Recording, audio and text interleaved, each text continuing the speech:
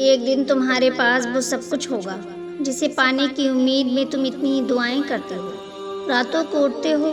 اللہ تمہیں وہ سب کچھ دے گا جس کی تم تمنا کرتے ہو۔ تمہارا انتظار ضائع نہیں جائے گا، بس تم ہمت نہ ہارنا، خود کو اکیلا نہ سمجھنا، اللہ تمہارے ساتھ ہے۔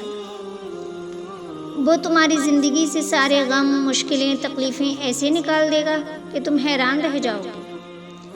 یہ تمہارا تہجد پڑھنے کا خیال آنا بے وجہ تو نہیں، آخر کچھ تو ہے جو ممکن ہونا ہے۔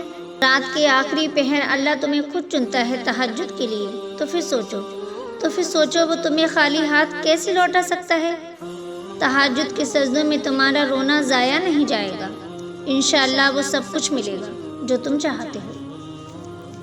بس اللہ پہ یقین رکھو، وہ راستے بھی دکھاتا ہے اور اسباب بھی بناتا ہے، وہ مان بھی جاتا ہے اور پھر معجزے بھی دکھاتا ہے۔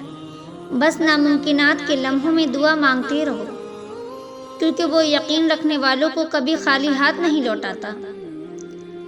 دعاؤں کا مسلسل تمہارے لبوں کی تسبیح بن جانا اللہ کی طرف سے تمہارے لیے قبولیت کا ایک اشارہ ہے، اور دعائیں مانگتے رہو۔ اسے اپنے بندوں کے اٹھے ہوئے ہاتھوں کی لاج رکھنا آتا ہے۔